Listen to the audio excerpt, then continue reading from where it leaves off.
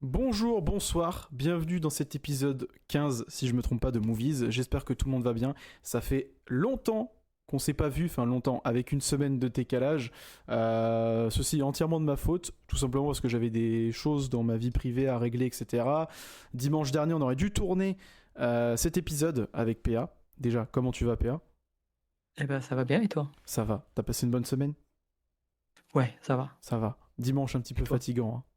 Ouais, dimanche fatigant, hein. Sachant que c'est le week-end, c'est compliqué, hein. On remerciera bien sûr la WWE d'avoir pondu un PLE de merde. Voilà, Ah, on vous oublie pas, hein. voilà, hein, parce que bon, ça a pris du temps de sommeil pour rien. Mais on est là, on est On là, est les là. mecs, en ce 1er mars 2026.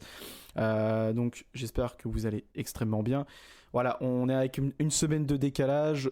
Parce que voilà, on n'avait pas trop le temps, enfin j'avais pas trop le temps dimanche dernier, donc voilà, on commence le mois de mars avec un épisode de Movies, je crois l'épisode 15, si je me trompe pas. Ouais, Euh, je crois que c'est ça, ouais. c'est l'épisode 15 parce que l'épisode 14, merci beaucoup pour ceux qui ont liké, partagé l'épisode 14 qui était en compagnie de Matost, qui a fait le meilleur démarrage d'ailleurs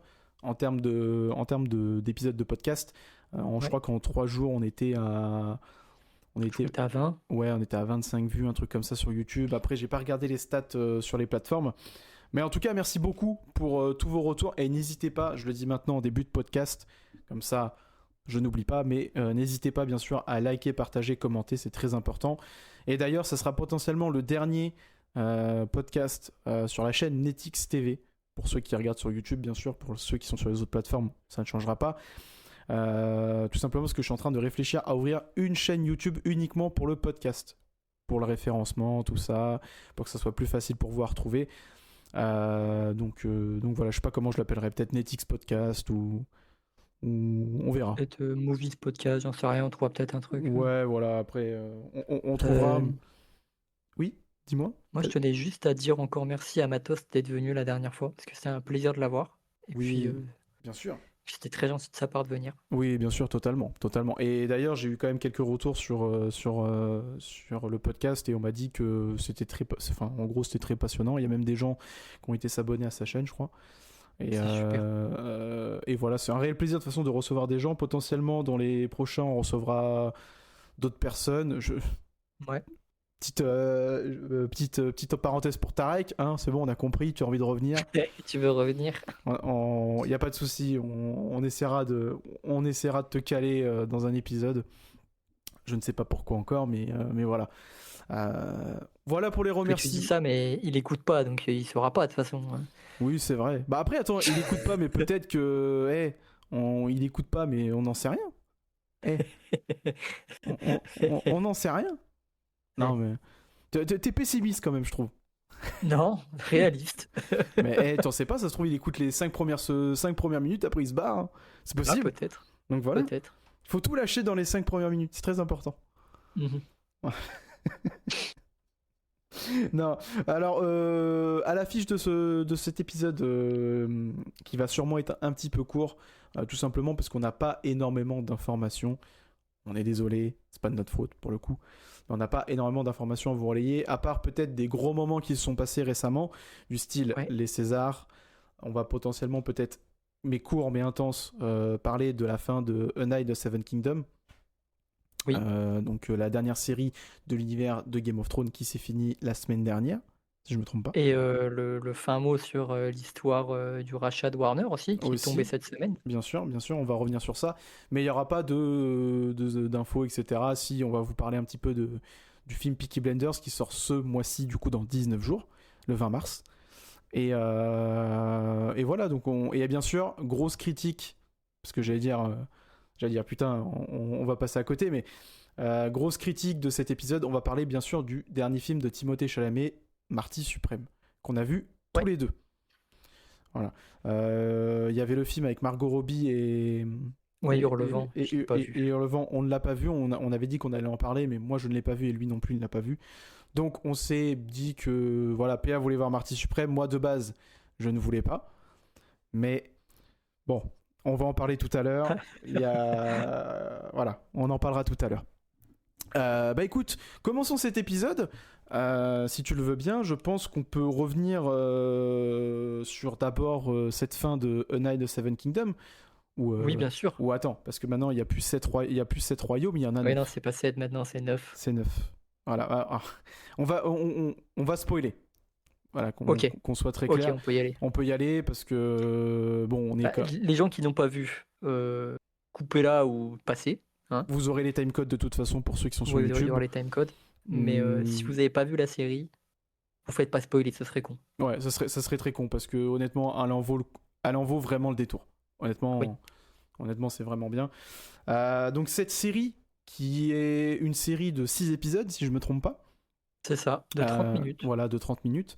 Où on retrouve le personnage de Duncan le Grand, donc un chevalier légendaire dans le lore de Game of Thrones, on peut en entendre parler via Bran Stark dans les premières saisons de Game of Thrones, si je me trompe pas. Et pas que aussi, t'as une autre scène où t'as Jaime et Geoffrey qui parlent autour d'un livre. Oui, Tu sais, il y a un oui. livre avec les chevaliers, et du coup, ils disent, et t'as Geoffrey, il dit 4 pages pour Sir Duncan. Voilà. Le mec, il avait 4 pages dans, Ouais, non mais dans le truc des chevaliers quand non, même. non mais c'est un truc de ouf parce que en vrai, enfin, on va en parler, mais c'est un truc de ouf et voilà, donc c'est un personnage très important dans l'univers de Game of Thrones. Pour rappel, cette série se passe entre House of the Dragon et Game of Thrones. Voilà, tout simplement. Ça se passe juste avant Game of Thrones, je pense. Hein. Ouais, ça se passe 80. Enfin, juste avant. Alors, ça se passe 90 ans avant Game of Thrones, je crois. Un truc comme ça. Ouais, je crois que c'est un truc comme ça. J'ai pas la source exacte sous les yeux, mais de mémoire, je crois que c'est 90 ans ou un truc du style. Donc voilà, donc cette série qui arrive en ce début d'année, avec 6 épisodes de 30 minutes, alors ça sort vraiment des codes, entre guillemets, de la série HBO, quoi, de Game of Thrones, parce que... Oui. Parce que regarde, House of the Dragon, c'est des épisodes de 1 heure, 50 minutes, tout ça. Oui. Avec un générique, parce qu'on va revenir, mais il n'y a pas de générique. Il n'y a pas de générique. Voilà, c'est juste le titre de l'épisode et on vous balance l'épisode. Déjà, juste avant qu'on en parle, toi, t'en as pensé quoi de cette série, de cette première saison? Excellente. Okay. Vraiment, là, j'ai retrouvé le niveau qu'on a été habitué à voir avec notamment la première saison de House of the Dragon, pour le coup. Bien sûr. Que la première saison est vraiment excellente. Et les meilleures saisons de Game of Thrones. Vraiment, on retrouve... Pour moi, j'ai retrouvé la vibe un peu de saison 1 à saison 6, tu vois, de Game of Thrones. C'est ça. C'est un peu ça, tu vois, que j'ai retrouvé. Mais oui, excellente. Franchement, excellente. Avant que tu me poses la question, du coup, moi, je vais y répondre aussi, mais moi, j'ai trouvé ça excellent. Je me suis pas fait chier. Il n'y a pas un épisode où j'ai soufflé, tu vois, vraiment... Ah non, c'est trop efficace. Alors, c'est vrai que, comme je t'ai dit, moi, quand j'ai fini la série, j'avoue, j'étais en mode... 30 minutes, c'est court quand même, ça casse les couilles. Mais de toute façon, la saison 2 est annoncée, qui sortira l'année prochaine. Ça, c'est incroyable. Voilà, c'est ouf, hein, c'est ouf. Et là, l'année prochaine, on a une saison 2 d'une série estampillée Game of Thrones, t'imagines? Bien sûr, c'est un truc de ouf. Et le pire, c'est que bon, moi j'ai un peu le seum, mais je pense c'est normal parce que j'ai vu que c'était tout à fait normal. La saison 2 sera encore de 6 épisodes de 30 minutes, mais c'est totalement normal parce qu'en gros, le deuxième livre des aventures de Duncan le Grand est très court aussi. Ouais, c'est ça. Et très court, je crois qu'il fait 170 pages, un truc comme ça. C'est vraiment court, donc en fait, c'est pas plus mal de faire 6 épisodes de 30 minutes. C'est vraiment pas plus mal. Et je pense que ce sera ça, parce qu'on sait que le plan, c'est...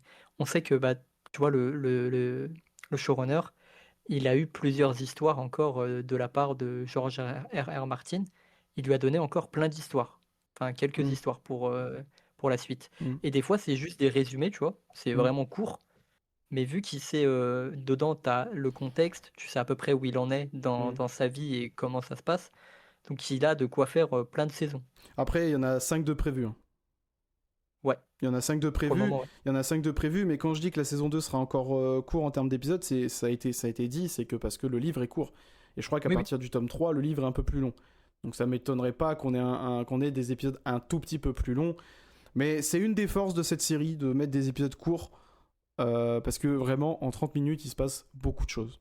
Et ça passe vite. Et ça passe très vite. Super vite. D'où le fait déjà de ne pas avoir mis de générique. C'est une bonne chose déjà. C'est une bonne chose parce que bon, je vais prendre l'exemple de Marvel Studios, mais souvent, je sais pas si tu te souviens, mais quand on attendait souvent les dernières séries de chez Marvel, tu sais, il y avait souvent les leaks du temps des épisodes, et à chaque fois, c'était générique compris. Générique compris, ouais. Début et fin. Et du coup, quand t'es en mode, en fait, il reste 20 minutes d'épisode, t'es en mode, c'est un foutage de gueule, quoi. C'est un manga, le bordel. Enfin, c'est un animé. C'est surtout le générique de fin qui est ultra long chez Marvel. Ouais, c'est un truc de ouf. Et du coup, voilà, donc cette série qui a pris fin semaine dernière, donc avec le dernier épisode, qui, faut quand même dire les choses, cette série a, en termes de notes sur IMDb, c'est une dinguerie. Ouais. Elle a tout pété. Elle a vraiment tout pété. C'est l'avant-dernier épisode, je crois qu'il fait 9,7, je crois. Un truc comme ça, ou 9,9, ou je sais plus trop quoi. 9,8 ou 9,9, un truc comme ça. Et le dernier épisode aussi a fait une grosse note aussi, le dernier épisode, alors que j'ai trouvé un peu moins impactant que l'avant-dernier, mais c'est souvent, j'ai remarqué, hein, parce que je suis en train de remater un petit peu Game of Thrones de mon côté, mais c'est souvent l'avant-dernier épisode dans Game of Thrones qui est souvent plus impactant que le dernier. Très souvent, c'est ça, oui. Je sais pas si tu te souviens, mais très souvent c'est ça, c'est-à-dire qu'on te met un putain de avant-dernier épisode, et le dernier épisode c'est souvent pour te hyper pour la suite ou pour te faire une transition avec la prochaine saison. Ah, c'est clairement ça. Ce qu'on a retrouvé du coup avec la fin de cette saison 1 de A Nine of Seven Kingdoms. Et du coup, tout à l'heure, je disais les 9 royaumes parce que oui. À la fin de cette série, du coup, on va spoil, je le répète. Ouais, à la fin de la saison, c'est révélé qu'il n'y a pas 7 royaumes, mais 9. Voilà, mais 9. Donc en fait, même dans Game of Thrones, on nous dit qu'il y a 7 royaumes, oui. Alors qu'en fait, il y en a 9. Ça, j'ai trouvé ça très cool par contre. C'est trop cool. Parce que même du coup, le nom de la série a changé carrément. Ouais, mais enfin, soit il va rester, mais c'est à la fin, ils te font le petit clin d'œil, le titre, c'est ça. Mais je sais pas si ça va rester, je pense que ça va rester Seven Kingdoms. Hein. Bah, je pense, mais s'ils font pour la saison 2 A Nine Kingdom, du coup, parce que du coup, c'est 9, s'ils font ça, en vrai, moi, je trouve ça sympa. Ouais. Je trouve ça sympa. Et du coup, pour en revenir vite fait sur la série, sans trop perdre de temps, il y a eu quand même, ce qui est fou avec cette série, c'est moi ce que j'ai trouvé fou, c'est que en 6 épisodes de 30 minutes, t'as le temps de trouver des personnages tellement badass. C'est un truc de charismatique, attachant. C'est un truc de ouf. On peut par exemple parler du prince, du coup, qui est Baelor, le prince Baelor, l'héritier du trône de fer, en principe. Oui. Qui, dans l'avant-dernier épisode, trouve la mort, mais d'une manière. Par son frère. Mais d'une manière. Oh là là. Ouais, il se mange un coup de masse. Alors, pour le casque. Pour la faire courte, en gros, ce qui se passe, c'est que Duncan, donc, Duncan, en gros, participe. C'est un chevalier errant. Qui n'a pas de maison, qui n'a rien, en gros c'est un chevalier errant qui arrive à un tournoi de joute pour se faire un nom et en gros si vous voulez il se passe il est attaché, on comprend qu'il devient attaché à une femme qui doit normalement lui peindre son bouclier, tout ça, etc. Si je me trompe, PA, tu me reprends, hein, mais... Ouais, t'inquiète. Et en gros, ce qui se passe, c'est que cette femme, à un moment donné, fait un espèce de théâtre avec une mise en scène d'un dragon, parce qu'il y a les Targaryens, bien sûr, tout ça, je vous apprends rien. Et en gros, dans cette mise en scène, ce qui se passe, c'est qu'elle bute le dragon. Donc, quand on fait ça, surtout devant un Targaryen, tu comprends que c'est mal vu. Du coup, cette femme se fait frapper, Duncan le voit et Duncan intervient et frappe un des fils. C'est comment il s'appelle le Mécart, je crois. Mécart, c'est pas le roi, mais c'est l'autre. Oui, c'est le frère de Baelor. Voilà, c'est donc Mécart Targaryen, qui est le frère de Baelor aussi du coup. Et du coup, je sais plus le nom, c'est Aerion, Targaryen, qui est l'acteur, j'ai trouvé vraiment sympathique par contre. Je trouvais vraiment l'acteur, c'est excellent. Et du coup, qui intervient et Duncan vient lui frapper à la gueule, ce qui pose énormément de problèmes, bien sûr. Et du coup, Duncan se fait juger. Il demande une ordalie par combat. Donc, pour ceux qui ne savent pas ce que c'est une ordalie par combat dans l'univers de Game of Thrones, c'est en gros un duel. Voilà, comme on a Et l'issue du duel détermine le coupable, enfin si la personne est coupable ou pas. Voilà, en gros, si vous voulez, pour ceux qui ont vu Game of Thrones, c'est comme ce qui s'est passé pour le procès de Tyrion, et que Oberyn Martell affronte la montagne. Et après, je vous apprends pas la suite, voilà, vous comprenez. J'ai pas envie de me remettre des moments douloureux. Mais, mais en gros, c'est ça une ordalie par combat. Chose que Aerion refuse. Et Oui. il demande un procès des 7. Si je me trompe pas, c'est ça le nom. Un jugement des 7. Un jugement des 7, pardon, ouais. Le jugement des 7 qui est très peu utilisé, c'est ce que explique, je crois, Baylor en plus. Ouais. Je crois qu'il dit qu'en gros, ça fait des années que ça n'a pas été fait. Ça remonte aux Andals et aux premiers hommes, tu vois, les trucs vieux dont tu apprends dans Game of Thrones, quoi. Ouais, voilà, exactement. Et en gros, le jugement des 7, c'est tu te fais une équipe de 7 personnes Ouais. qui doivent, entre guillemets, plaider ta cause. Et en fait, vous faites un duel. Et je crois que la personne référente, si elle meurt dans le duel, donc là, pour le coup, c'était Aerion et Duncan. Ouais. Donc en gros, si vous voulez, c'est une ordalie par combat, mais avec 7 personnes. Voilà. Un team deathmatch. Exactement. Exactement, en fait, c'est exactement ça. C'est un team deathmatch. Et du coup, ce qui se passe, c'est qu'on assiste à un combat de fou quand même, parce que ouais. Pour moi, j'ai vu, tu sais, la bataille des bâtards, exemple. Oui. Jon Snow prend presque aucun dégât, tu vois, alors que c'est une bataille de ouf. Il est en armure de scénario. Ouais, c'est limite, c'est si Dieu le protège, tu vois, mais... Oui, c'est ça. Et là, pour le coup, Duncan... Duncan, il est pas protégé. Hein. Il prend tarif. Limite, moi je le dis, je pensais qu'il allait crever. Hein. Techniquement, il meurt. Bah, techniquement, pour moi, il meurt. Hein. C'est un truc de ouf, hein, parce que ce qu'il prend dans la gueule... il meurt parce qu'il bouge plus, les yeux ils bougent plus, il n'y a plus rien. Et là, t'as le get up. Ouais, de son maître. De son maître, du coup. Et du coup, pour en revenir vite fait à Baelor, du coup, ce qui se passe, c'est que Baelor, dans l'épisode d'avant, parce que à ce moment-là, Duncan n'a que 6 personnes, pardon. 6 personnes, ouais. Et le prince Baelor qui arrive et qui dit je vais me battre pour lui et je veux, enfin, il dit qu'il prend sa cause à lui en gros. L'épisode se passe, Duncan arrive à bout de Aerion Targaryen. Non sans mal. Oui, c'est vrai. Il se fait défoncer la gueule. Et ce qui est fou, c'est que tu sens quand même que Duncan a une grosse puissance de frappe. Oui.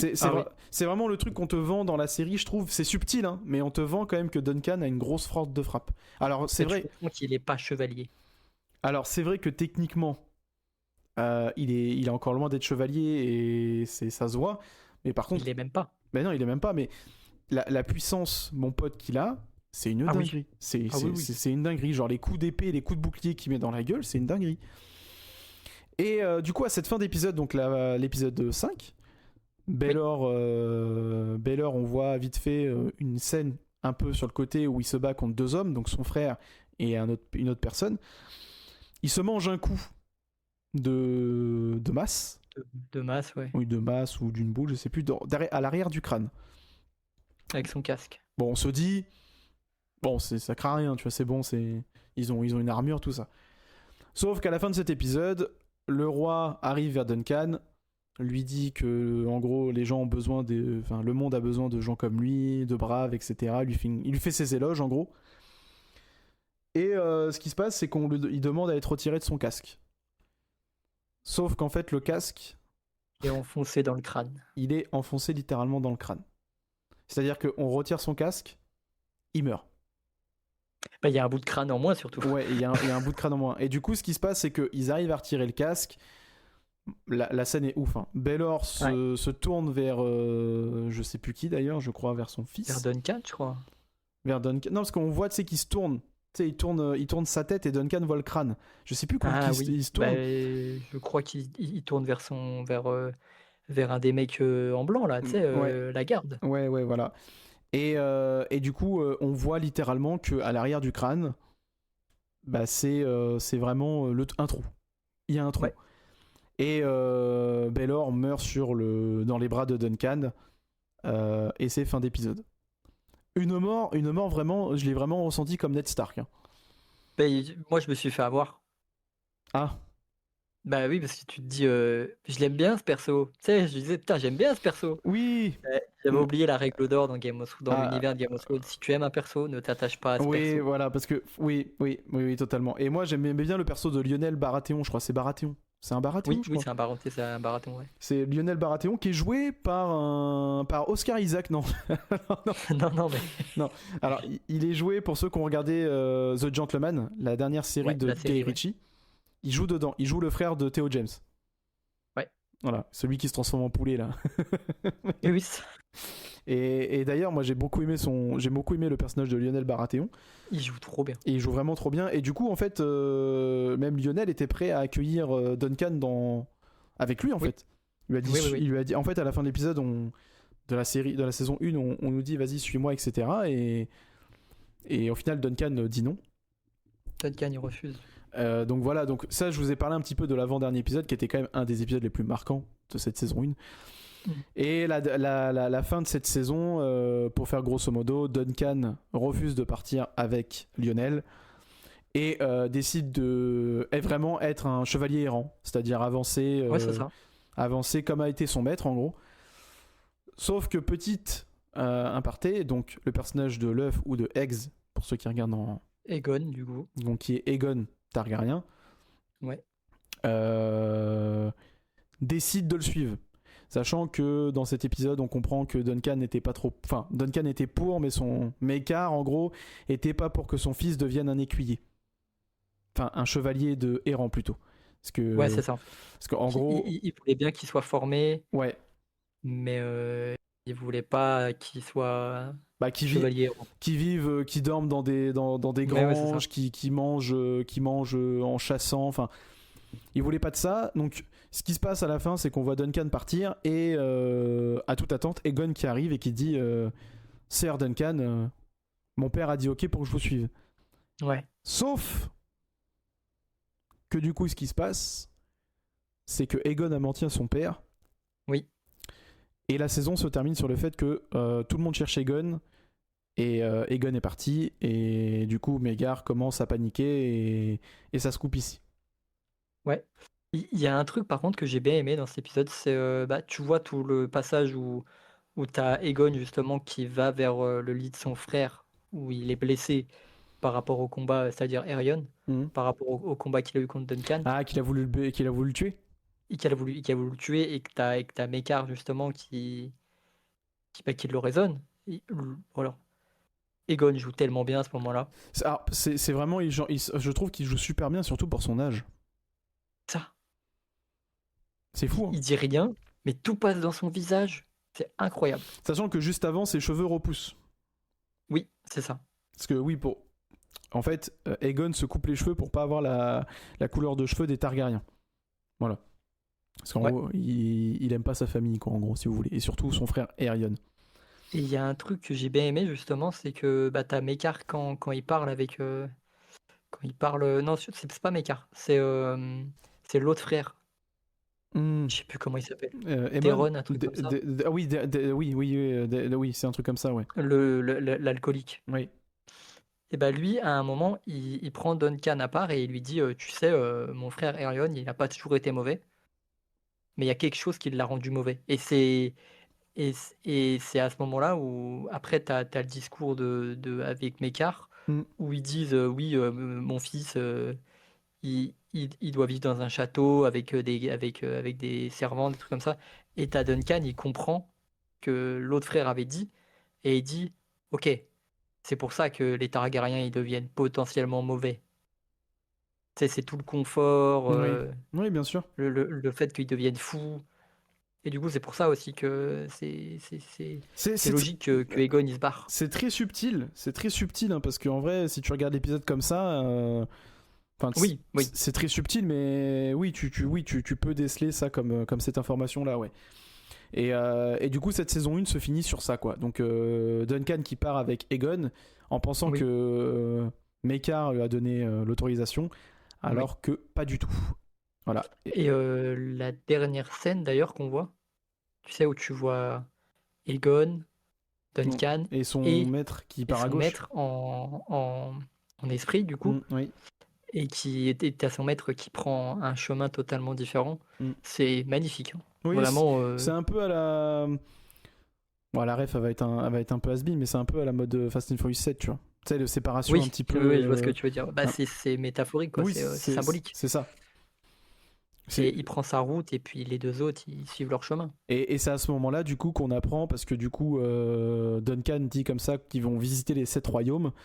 Et à Ouais. ce moment-là, Egon lui Et dit quand il non, dit non, il y en a 9. 9. Et du coup, il les cite tous. Il les cite tous. Et effectivement, quand il les cite tous, il y a bien 9 royaumes. Et Duncan il dit mais comment ça mais comment j'ai pu en compter 7? Mais ce qui est fou, c'est que même lui, s'il en a compté que 7, tu te dis, mais du coup, dans Game of Thrones, ils en ont compté que 7, ils sont tous cons en fait.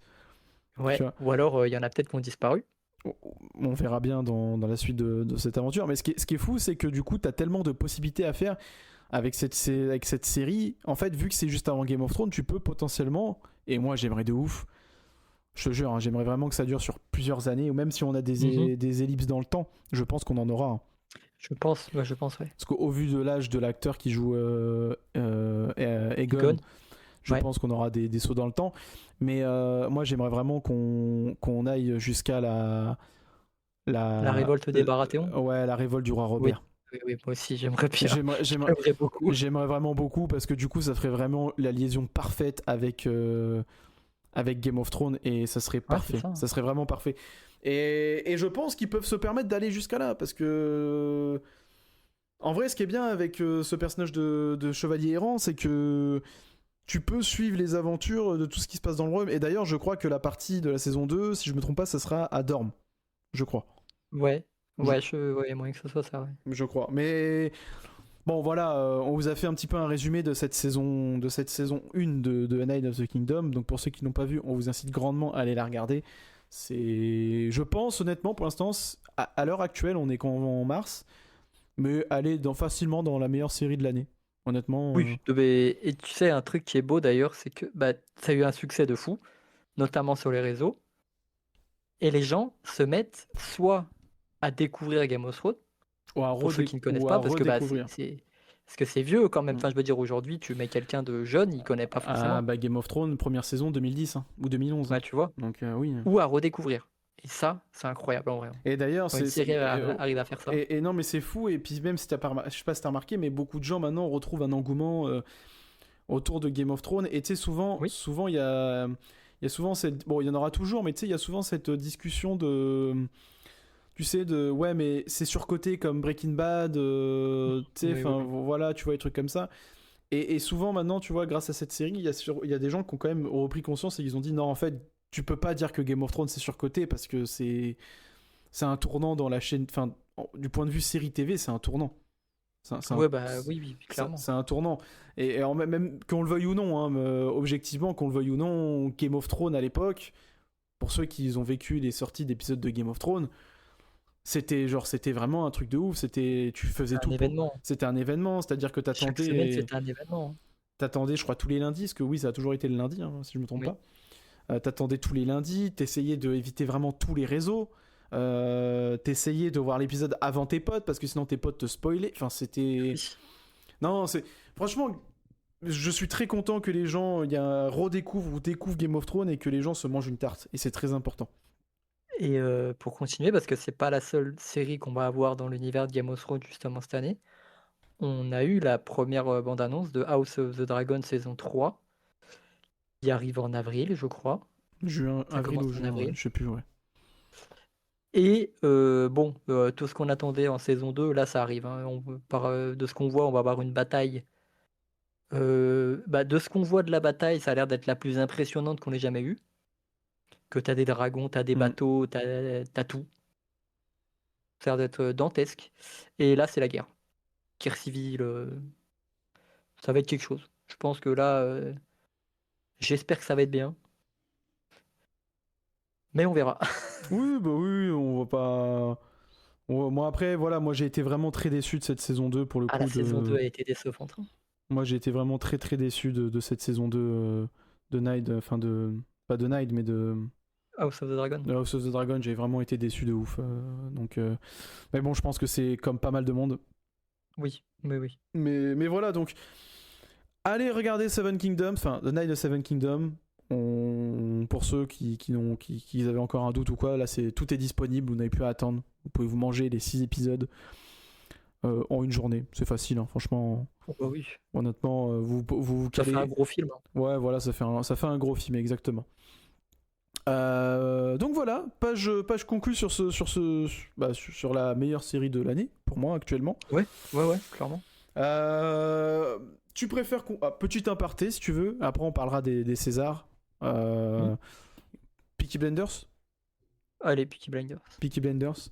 Je te laisse dérouler parce que moi, je suis pas trop expert dessus. Ouais, bon après, je vais en parler un petit peu, mais c'est juste pour rappeler aux gens que ce mois-ci, du coup, le 20 mars, alors le 20 mars en France, parce que là, le 6 mars, aux États-Unis, ils ont la chance de trouver le film dans certains cinémas. Parce que pour ceux qui ne sont pas au courant, on va avoir le droit à un film qui s'appelle The Peaky Blinders, l'Immortel, je crois, ou l'Immortal, je sais plus, qui va conclure l'arc de Tommy Shelby. Donc pour ceux qui n'ont pas regardé Peaky Blinders, je pense qu'il faut quand même que vous ayez regardé cette série, même si dans la bande-annonce qu'on voit, il ne parle pas de la série, de tout ce qui s'est passé, etc., des événements. On a la sensation que c'est un film complètement à part. Je dis notamment ça parce que PA n'a pas fini Peaky Blinders. Et du coup, quand on a vu la bande-annonce, il s'est pas fait spoiler de rien du tout en fait. Il s'est fait spoiler de rien du tout, à part que Tommy a un fils, mais ça on le sait très bien depuis longtemps. Mais on ne parle pas de tout ce qui s'est passé dans la série. Mais je pense que quand vous verrez le film, c'est très important d'avoir vu quand même la série parce que ça conclut l'arc de Tommy. Et je pense que ma main a coupé qu'on va avoir du coup une prochaine série Peaky Blinders, mais cette fois-ci avec son fils, qui est Duke Shelby, qui est interprété par Barry Keoghan, ouais, donc notamment l'acteur que vous avez pu retrouver dans Saltburn. Il a joué quoi d'autre aussi? Il a joué le Joker dans The Batman à la fin. Oui, c'est ça. Donc voilà. Et c'est un excellent acteur. Et puis il y a Tim Roth aussi dans le film. Il y a le gros casting. Gros casting pour ce film-là. Donc il sort le 20 mars en France. Qui conclut l'arc de Tommy Shelby, bien sûr. Le retour de Cillian Murphy. Et ça se passe après la Seconde Guerre mondiale. Pour ceux qui ont vu la série, je crois que la dernière saison, la saison 6, se passe juste avant la Seconde Guerre mondiale, juste avant ou pendant, je sais plus trop. Mais voilà, c'est une petite aparté juste pour vous rappeler que ce mois-ci, le 20 mars, il y a Peaky Blinders. Voilà, pour ceux qui veulent regarder, tout simplement. Et je pense qu'on en parlera de toute façon dans un futur podcast. Donc voilà. Je pense qu'on peut passer au César. On peut passer au César. Ouais. Au César, là on a un petit peu plus de matière. On a un petit peu plus de matière à se mettre sous la main. T'en as pensé quoi? J'ai pas vu grand. Moi j'ai vu que quelques passages. Les résumés, je veux dire, de ce que t'as vu. Franchement, ça avait l'air très bien cette année. Hein. Ouais, et ça c'est la date s'est passée le vendredi 27 février. Voilà. Jeudi, je crois. Vendredi ou jeudi? C'était jeudi. C'était jeudi plutôt. Ah, c'était jeudi. Ok, oui, autant pour moi. C'était jeudi. Oui, c'était jeudi parce que vendredi, exactement, ouais, c'était jeudi. Donc ouais, le jeudi 26 février, pardon, 2026. Avec une performance incroyable de l'acteur. Comment il s'appelle? Benjamin. Je sais plus son nom. Benjamin Laverne ou Laverne. Je sais, ça se trouve je dis mal le truc, et qui a été présenté bien sûr par Camille Cotentin et Benjamin Laverne, qui a sorti une grosse performance parce que bien sûr ce qui était au cœur de cette cérémonie, ça a été Jim Carrey, pour ceux qui ne sont pas au courant, qui recevait son César d'honneur pour toute sa carrière. Voilà. Donc Jim Carrey était un peu l'attraction de ces Oscars, enfin de ces Césars 2026. Donc on a eu le droit à plein de références de la part de Benjamin, qui a fait des chorégraphies de The Mask. Oui, j'ai vu avec le costume et tout, incroyable. On a eu plein de références. Voilà, il y a eu plein de choses. Il y a eu une standing ovation aussi pour Jim Carrey dès le début. Enfin, bref. Vraiment, je trouve que cette cérémonie a été très cool. On va revenir un petit peu sur les moments forts, si tu le veux bien. On va pas revenir en détail. Mais on va revenir un petit peu sur les moments forts. Donc, si tu veux, tu peux donner les Césars les plus importants. Voilà. Alors, pour meilleur film, on a eu L'Attachement, réalisé par Karine Tardieu. Je t'avoue, je connais pas. Moi non Je plus, sais pas ce que c'est. je connais pas non plus. En meilleure actrice, on a eu Léa Drucker pour Dossier 137. Je connais le film, mais je l'ai pas vu pour le moment. Et en meilleur acteur, on a eu Laurent Lafitte Qui, dans qui est apparemment la femme la plus riche du monde. Et apparemment, c'est vraiment bien. Oui, bah apparemment, ça a l'air vraiment bien. Et après, on a quoi? On a second rôle, meilleure actrice dans un second rôle, Vina Laponce dans L'Attachement. Je connais pas non plus, je t'avoue. Et après, on a meilleur acteur dans un second rôle, on a eu Pierre Lotin pour L'étranger. Et apparemment, le film est vraiment cool. Ouais. Et Pierre Lotin, c'est celui qui jouait dans Les Tuches. Qui joue dans Les Tuches. Qui joue Il joue Coin-Coin. le grand frère. Ouais, qui joue Coin-Coin. Non, Pas pas lui. Puff Daddy, mais Oui, Tuche oui, Daddy, oui, là. lui, là. Ouais, c'est ça. Ok, sa tête me disait quelque chose, mais j'avais. Ok, et en vrai, ascension Quand de même, ouf, hein. Ascension de ouf, hein. Tu passes des Tu tuches à pars des ça. tuches, tu finis à faire un rôle qui te donne un César. C'est Non, c'est beau. beau, c'est beau. Franck Dubosc, qui a eu enfin son scénario original, qui a eu un Oui, qui a eu César. pour meilleur scénario original. On en parlera à la fin, parce que toi, tu as vu Un ours dans le Jura. Ouais, j'ai vu Un ours dans le Jura, ouais. Donc voilà.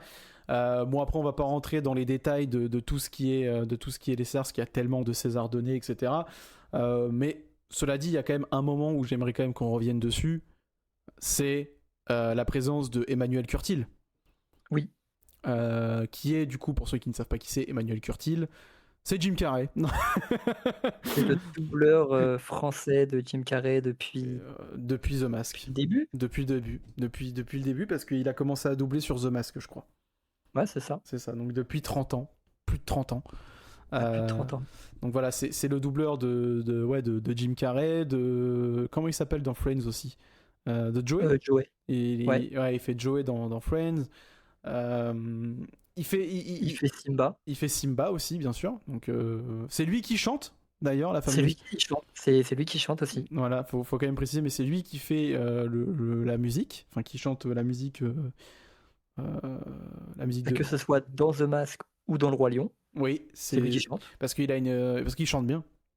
En fait, ouais, je crois qu'il a une formation de chanteur aussi. Du coup, il chante beaucoup dans les. En fait, s'il y a un rôle chanté, en général, il est pour lui aussi. Voilà. Donc Emmanuel Curtil qui a enfin eu la chance de rencontrer Jim Carrey après tant d'années, parce que bon, on va un petit peu parler un petit peu parce que ça a fait un petit peu polémique sur certains points et les gens, il y a certaines personnes qui ont trouvé non légitime qu'ils soient présents là, alors que bon. Je suis pas d'accord. Je suis pas d'accord non plus. Hein. Moi, je trouve, je sais pas si tu vas me rejoindre sur ce point-là, mais je trouve que quand tu es un comédien de doublage, peu importe le pays, et que ça fait tant d'années que tu doubles la personne, pour moi, tu es légitime comme de la rencontrer une fois dans ta vie. Bien sûr. Tu es quand même la voix française de cette personne, ou la voix espagnole, etc. Moi, je pars du principe que si ça fait tant d'années que tu doubles la personne, tu es complètement légitime de rencontrer cette personne-là. Ouais, mais clairement. Donc voilà, et je tiens quand même à rappeler que le succès de Jim Carrey en France vient de ce gars-là. Parce que on va en parler, mais il a fait un très bon speech. D'ailleurs, la mise en scène avec Benjamin était très cool. Le fait qu'il le double, qu'il le double, etc. Emmanuel Curtil qui fait un beau discours pour remercier Jim Carrey. Et d'ailleurs, ce qui est fou, c'est qu'on voit dans les yeux de Jim qu'il est très touché. Oui, il est très touché. Et très content, et on voit que Emmanuel Curtil c'est un mec, là il vit son meilleur moment de sa vie, je pense, honnêtement. C'est je pense, oui. comme il l'a dit dans une interview juste après, il disait mais en fait il a fait mais c'est une consécration en fait pour lui, et il est un petit peu le seum parce qu'il a pas eu le temps de prendre une photo de lui. J'imagine. Il a pas eu le temps, il a un peu le seum, mais bon, il a réussi à faire son speech parce qu'il avait peur de louper son speech avec le stress, etc. Tu vois, de dire de la merde. Mais bon, il a réussi. Et à la fin de son speech, il fait un beau message pour l'IA. Contre l'IA. Contre l'IA. C'était très bien ça. Contre l'IA, etc. Face à la toute jeune personne qui a été voté, je sais plus, la ministre de non, la ministre Ah oui, oui, la ministre de la Culture, je la crois. ministre de la Culture qui vient juste d'être Nommée. nommée, quoi. Et qui demande à légiférer, pardon. Légiférer. Légiférer, ouais, le fait que l'IA soit interdit pour le doublage, en fait, en Pour le France. doublage, oui. Et j'ai trouvé ça très magnifique. Et voilà, quand je vois des régés tu sais, qui commencent à tailler le fait que dire que Emmanuel Curtil a bousillé. À cacher, ouais, Non, moi je suis désolé, mais Ah bah non, non. non, moi c'est pas possible. En fait, tu ne peux pas inviter des comédiens de doublage dans ton émission. Parce que pour ceux qui ne l'ont pas vu, Régé a invité Dorothée Pousseau et Donald Renew dans son Oui, émission et qui il y a une s'appelle. autre personne aussi dedans. Oui, C'est une jeune comédienne. Je sais plus qui c'est par contre. j'ai plus Mais son nom, c'est pour ça que il y a j'ai, une autre personne. c'est pour ça que j'ai pas voulu la mentionner, mais qui a invité du coup Dorothée Pousseau, la VF de Margot Robbie, et Donald Renew, la VF de Andrew Garfield. Voilà, pour ceux qui ne savent pas. Et pour moi, c'est pas possible de faire venir des comédiens de doublage et juste après faire une vidéo où tu dézingues l'être humain, en fait. Tu le dézingues. Ouais, c'est ça. En fait, tu dis carrément ce mec n'a pas sa place ici, ce mec n'a aucun talent, ce mec n'est pas. Ouais, ouais, c'est ça. Ce mec n'est pas acteur. ce mec n'est pas légitime, ce mec a bousillé la carrière de Jim Carrey. Non, il y a des choses à un moment donné, faut arrêter de dire des conneries. À un moment donné, il faut quand même. Moi, voilà, ces derniers temps, je regarde mes films en VO, et c'est pas Ouais, moi aussi. c'est pas pour autant que je vais dézinguer la VF ou que je vais dire aux gens regardez pas regardez pas vos films en VF, quoi. À un moment donné, nous sommes dans un pays français. 85% du peuple français regarde leurs films en VF. Mhm. Et à un moment donné, il faut arrêter de vouloir faire le ricain et de vouloir défoncer des comédiens de doublage qui, grâce à eux, permettent aux gens de pouvoir regarder du cinéma. Ouais, c'est ça. Enfin, tu vois, à un moment donné, je préfère littéralement qu'un mec regarde un film en VF et qu'il l'a vu, qu'un mec qui ne regarde pas le film, tu vois. Bah oui, c'est logique. Et quand t'entends qui dit qu'entre guillemets Emmanuel Curtil a bousillé la carrière de Jim Carrey en France, bah je pense qu'à un moment donné tu peux pas dire ça. Tu ne peux pas dire ça. Tu peux pas dire ça parce que Surtout pas avec ce type-là, quoi. bah, sachant que c'est vraiment Emmanuel Curtil, avec tout le respect pour les autres comédiens de doublage, hein, mais Emmanuel Curtil c'est le haut du panier en termes de comédien de doublage en France. Hein. Oui. C'est ce qui se fait de mieux hein, en comédien de doublage. Et comme j'ai dit tout à l'heure, le succès de Jim Carrey en France revient grâce à Emmanuel Curtil. Tu peux pas dire ça. Tu peux pas. Franchement, moi quand j'ai vu la vidéo, non, non. Non. Et puis il est tout à fait légitime, comme je le disais tout à l'heure, il est tout à fait légitime de rencontrer l'acteur qui double. Tu vois. Bah oui, en vrai, oui. Moi je trouve ça normal. Et c'est comme un, je sais pas, un Alain Durval, tu vois, ou je sais pas, exemple, qui double depuis des années là, euh, Jean-Pierre Michael, par exemple, tu vois, qui Oui. peut rencontrer Brad Pitt, par exemple, tu vois, truc tout con. Mais ouais, ou Philippe Pétieux qui rencontre Matt Groening, tu vois, c'est. Ouais, bah oui. Je sais pas, pour moi, c'est totalement normal. Et bien sûr, on va continuer en tout cas dans ce podcast à vous dire regardez vos films comme vous le voulez. Oui, si vous voulez regarder en VO, regardez-le en VO. Si vous regardez en VF, regardez en VF. Il n'y a pas de souci. Hein. Voilà. Et à un moment donné, arrêtez de vouloir. C'est un peu depuis quelques années là, c'est cette mode de se dire on regarde en VO, on est mieux que vous. Non. Oui, mais ça vient ça vient de Rage. Hein. Ben, ça vient de lui, mais en fait, ce qui est fou, c'est que hier, tu vois, depuis hier, je vois des trucs sur lui, sur Twitter qui tombent. Les gens, ils ont dit, mais en fait, ce mec-là, il s'est fait terminer à l'époque parce il faisait des critiques Marvel et il s'est enfermé dans un personnage cinéphile, à bouffer des films tous les jours, à se donner une image de regarder au film en VO parce que c'est mieux. Et en fait, les gens le voient comme un gourou, comme un mec. Ouais, c'est ça. C'est Comme une personne à suivre, tu sais, un ouais, exemple. ouais, c'est ça. Alors que pas du tout, pas du tout. C'est loin d'être enfin, honnêtement, c'est loin d'être un exemple. Le cinéma est ouvert à tous. Et comme a dit de Madame Dorothée Pousseau qui est venue sur Rage Bait, elle lui a dit, tu ne travailles pas dans le métier, donc tu ne peux pas savoir comment se passe un doublage. Et elle, d'ailleurs, elle l'a dit, elle regarde tous ses films en VO, parce qu'elle Oui, est, il est bilingue. elle est bilingue et elle parle bien VO, et elle regarde ses films en VO, mais non sous-titrés. C'est Oui. pour vous dire à quel point elle est bilingue. Elle l'a dit à Rage, elle a dit, c'est pas pour autant que je vais dire aux gens, ne regardez que vos films en VO. Et tu vois, elle a même parlé elle aussi de la VO au cinéma, et elle lui a dit, mais en fait, tu te rends pas compte à quel point en France, la majorité des gens, ils regardent en VF. Même elle, elle disait, même elle, elle disait qu'elle cherchait entre guillemets des séances VO, parce qu'elle Oui, regarde, oui, oui. elle regarde ses films en VO et tout, et elle disait comme ça, moi je cherche mes Dans un séances. coin de la France. C'est genre, je crois que c'est une histoire quand elle était à Cannes. Ouais, Elle était dans le sud de la France et elle cherchait un film en VO, mais VO. Elle trouvait pas. elle trouvait pas parce que. Et c'est pas pour autant qu'elle a pété les plombs, parce qu'en gros, elle disait qu'à Paris, en termes de séances VO, Il y en a plein. il y en a plein. Il y a que ça. Et il y a que ça. Et elle disait même dans les grandes villes, souvent, dans les grandes métropoles, donc du style Bordeaux, Nantes, Lyon, Marseille, Paris, souvent il y a de la VO. C'est pas ça le problème. Elle disait, mais en fait, et elle lui a dit, mais dans les provinces ou dans les villes un peu moins Un peu grandes, plus petite. un peu plus Ouais. petites, c'est normal que les cinémas proposent plus de VF. C'est ce qui attire le plus. C'est ce qui attire le plus, et c'est ce qui attire entre guillemets. Bah, c'est comment tu payes les gens qui bossent au cinéma sinon? Bah ouais, hein. Si entre guillemets tu mets que de la VO.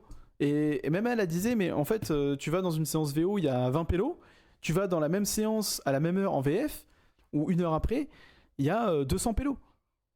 Ouais, c'est ça, hein. Tu vois, donc elle disait comme ça, elle disait en fait, tu peux pas imposer aux gens, et moi je suis totalement d'accord avec elle. Mais Je, non, t'as pas imposé quoi que ce soit aux gens. Chacun fait ce qu'il veut. mais t'es totalement d'accord avec elle. Moi, tu vois, on va en parler tout à l'heure en parlant de Marty Suprême que j'ai vu en VO. Oui. Et il est vrai par exemple que Nine of Seven Kingdoms, j'ai commencé en VF, j'ai mis en VO. Bon, la vérité, en VO, c'est beaucoup mieux. Déjà parce que Sir Duncan a une voix beaucoup plus charismatique. Tu vois, une Ouais. voix beaucoup plus grave. Sur certains points, la VO est très importante. Tu vois. Mais c'est pas pour tout. Voilà, c'est pas pour tout le Et monde. j'irais pas dénigrer la VF pour autant. Tu vois, j'adore regarder des trucs en VO parce que bah, la voix originale, l'accent, les choses comme ça, c'est super. Mm. Mais j'irai jamais dézinguer la VF. À part quand elle est vraiment mauvaise. Mais ça, c'est. Je veux dire, ça existe Bien des sûr, mauvaises VF. bien sûr, ça existe, mais c'est pas pour autant qu'il faut dire aux gens, ben regardez pas en VF. Ah non. Voilà. Donc moi, je suis très content qu'Emmanuel Curtil ait eu son petit moment. Et voilà, c'était un des gros moments de ces Césars. Et bien sûr, pour terminer la page sur le César, bah Jim Carrey. Le discours entièrement en français. Voilà, Jim Carrey. Mais est-ce que c'est vraiment Jim Carrey? Oh non, s'il te plaît, pas ça. Non, Oh là là, sérieux. non, Quel non, monde de fou. non, non, non. Les gens vieillissent, hein. Oui, oui, les gens ont le droit de vieillir. Donc voilà, donc Jim Carrey qui fait son discours de 5 minutes, un discours de Et, 5 minutes entièrement en français. et d'ailleurs, il dit que un de ses, bah, je crois que c'est son grand-père, il était français. Oui, et son arrière-grand-père venait de Saint-Malo. Ouais, Saint-Malo, avant de partir au Canada. Voilà, donc il était français, etc. Donc Et il a des origines françaises. d'ailleurs, il y a une de ces phrases qui m'a, genre j'étais en mode, ah la vache. Tu sais la phrase où il dit, et je remercie aussi la personne la plus drôle, Oui, la personne la plus drôle que je connaisse, mon père. mon père. Ouais, ça c'était beau. C'était magnifique. C'était magnifique. C'est vraiment une des phrases, j'ai fait, ah ouais, ok. Euh, Pourquoi c'est beau? Tu veux expliquer pourquoi? Non, vas-y, je te laisse faire. Bah, après, je suis pas sûr, mais c'est pas, il y a pas eu une histoire avec son daron ou je sais pas trop quoi. Euh, Non, j'allais dire, il a pas été abandonné par son daron ou quoi. Non, Non, non, pas du tout. non, pas du Lui, il tout. est dans une famille normale. Ouais, il était dans C'est une juste famille. qu'il était très seul Ouais, très seul. Voilà, c'est ça. et il s'amusait beaucoup à jouer des personnages très, très tôt. Il se mettait en scène. Mais non, non, bah, Non, non, non, non. Oui, c'est peut-être surtout. son père qui lui a inculqué Voilà, l'humour, c'est ça, mais ouais.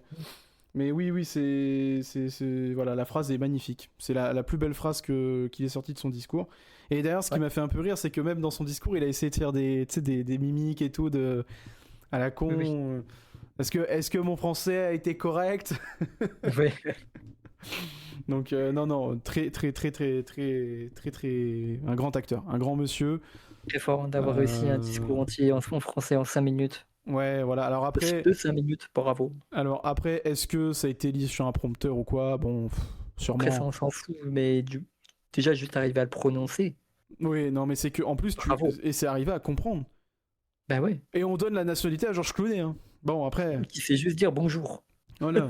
Moi, je tiens à dire quand même, Georges Clooney est français, il dit juste bonjour, c'est ok. Bon, l'autre, Jim Carrey lâche un discours en 5 minutes, non. Ah, mais voilà, les Césars 2026 qui se sont passés. Le prochain podcast, je pense qu'on parlera des Oscars, du coup, qui auront lieu dans pas longtemps. Ouais, soit ça aura eu lieu, soit ça arrivera. Voilà, ça arrivera. Donc on parlera bien sûr des Oscars. Je pense si on en parle et qu'on suit un petit peu, on vous fera un épisode un petit peu dédié sur les Oscars.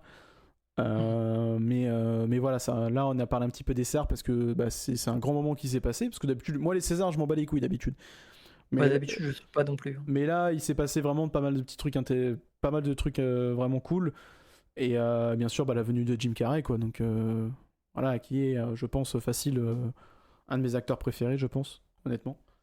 Oui. Et puis voilà, tout simplement, la page des Césars, on peut la couper. Et puis passons au gros morceau de cet épisode. Je vais juste dire un tout petit truc vite fait. Faire un point sur le rachat de Warner parce qu'on a eu du Bien nouveau. Bien sûr, j'ai complètement zappé. On a eu du nouveau. Pour faire un résumé, il y a plusieurs mois, Netflix a proposé de racheter Warner pour 90 milliards de dollars, je crois, un truc comme ça. Mm-hmm. Je crois que c'était une somme comme ça. Ouais. Et c'était pratiquement acté que c'était fait. Tout le monde s'est dit bon c'est cuit, c'est fini. Paramount a surenchéri derrière une première fois, ça n'a pas marché. Du coup on s'est dit c'est mort. Ouais. Et là, dans la semaine, on a appris que Netflix se retirait du deal. Ils abandonnaient complètement parce que Paramount a fait une nouvelle offre de 111 milliards de dollars où ils rachètent tout. Mais vraiment ils rachètent Warner, ils rachètent Discovery+, ils rachètent tout ce qui appartient à Warner. Ouais. Et là c'est fini quoi. Si ça a accepté, c'est terminé. Alors pour nous Français, on s'en bat les couilles. Pour les Américains, c'est compliqué.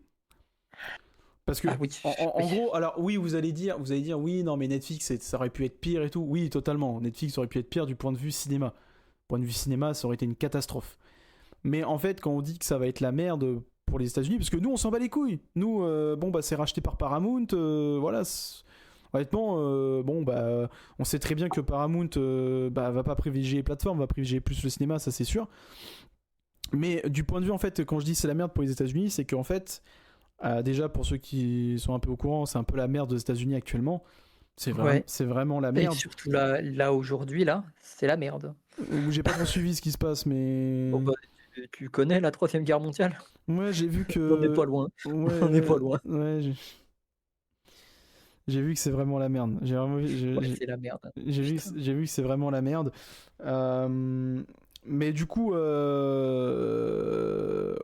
on va pas trop en parler. Mais quand on dit que c'est la merde, c'est que, si vous voulez, la personne qui est à la tête de Paramount est très proche de Donald Trump. Et à l'époque, si vous vous souvenez bien, quand on avait parlé déjà du rachat, on avait dit que Donald Trump voulait s'immiscer dedans. Et lui, il voulait avoir un contrôle sur le bordel, parce qu'une grosse somme comme ça et tout. Et moi, j'avais dit, en soi, c'est total. Quand tu prends l'aspect juste présidentiel, tu te dis, ok, c'est logique que t'as quand même 111 milliards qui va partir pour un rachat, c'est pas rien dans l'économie des États-Unis. Connaissant Trump en plus, qui est vachement proche de l'économie des Américains et tout ça, tu te dis, c'est un peu normal que le mec, il veut mettre son. Il va un petit peu regard dessus. Sauf qu'avec tout ce qui se passe actuellement, honnêtement. Avoir Trump. C'est surtout que tu comprends que c'était pas ça en fait le but. Non. C'était pas ça du tout le but. Non, c'était pas ça. C'était pas l'argent. Non. Non. Et de pouvoir faire sa propagande.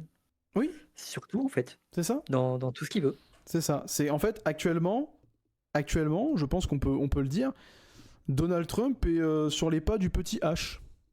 Doucement mais Ouais, sûrement. non mais oui. Doucement et sûrement.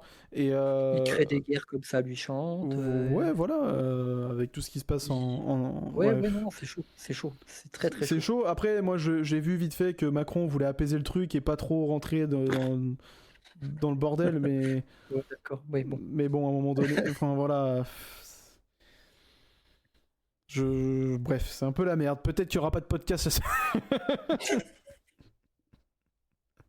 Non, peut-être pas, mais Non, peut-être pas. quand Mais même pas. Mais bon, c'est pas joyeux aux États-Unis en ce moment, et le rachat de Warner par Paramount, c'est pas une si bonne nouvelle que ça finalement. non, c'est pas une si bonne nouvelle que ça.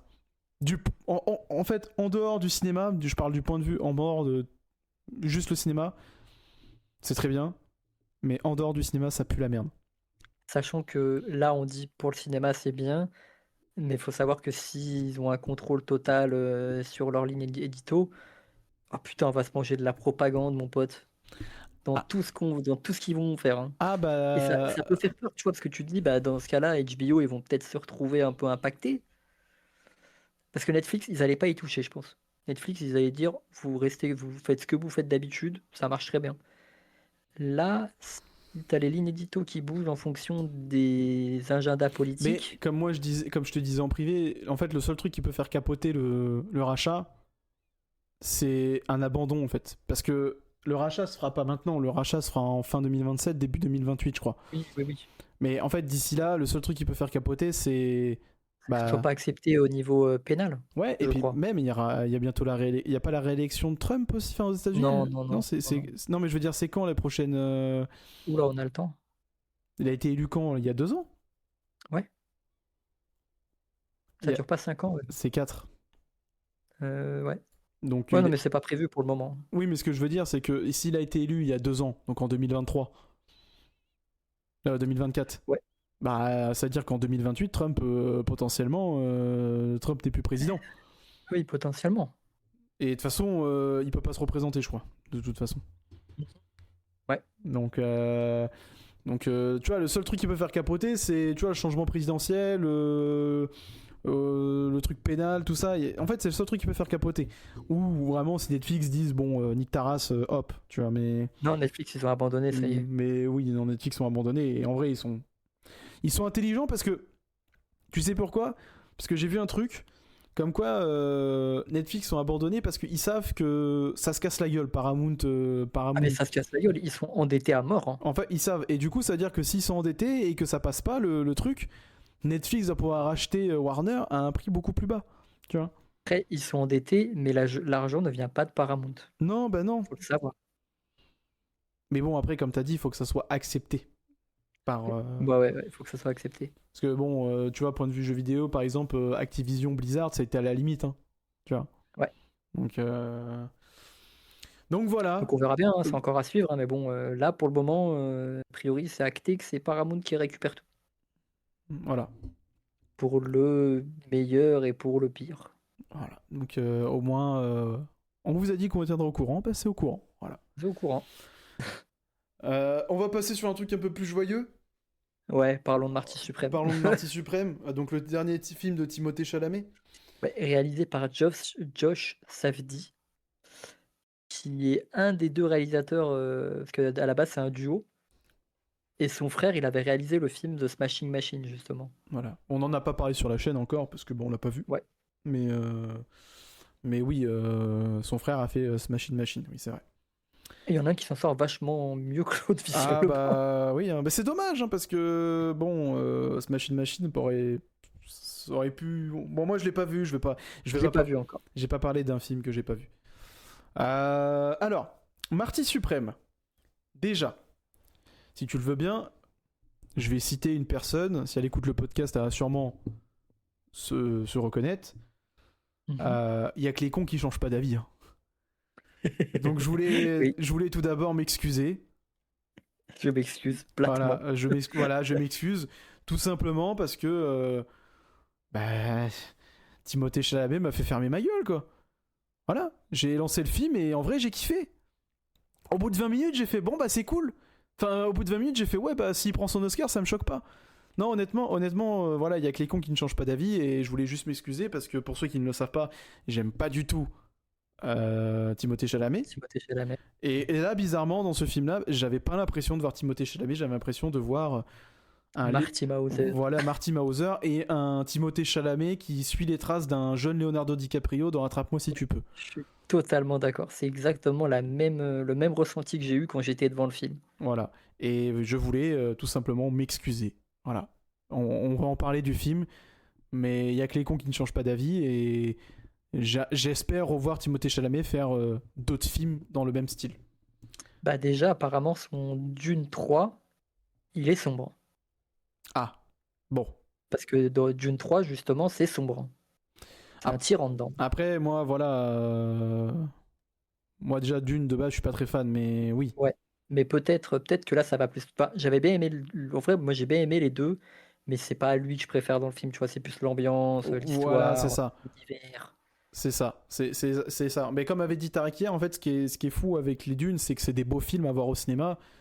Mais bon, après, ouais. Enfin, après, tu peux aimer Dune, hein, mais moi là, vraiment, pour le coup, Marty Suprême, vraiment, genre, j'ai lancé le film. Alors déjà, on m'a eu parce que la musique dès le début, bon, voilà, hein. Ouais. Forever la Young. musique est trop bien. La musique dans le film est trop bien. Même même la musique qui te met un petit peu, pas forcément les vrais, enfin pas forcément des musiques connues, mais ouais, la musique utilisée pour certaines scènes est cool.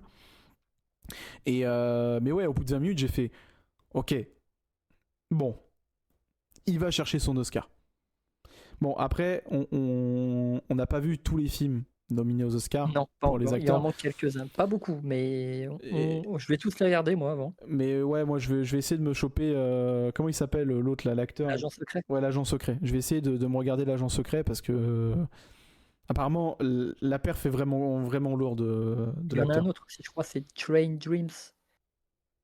Il est dispo sur Netflix, je crois. C'est avec Taron. Non, c'est pas Taron Egerton, c'est l'autre Egerton. Je crois que c'est Joel Egerton, un truc comme ça. Ok.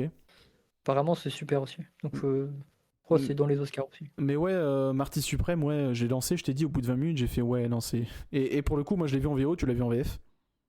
Oui.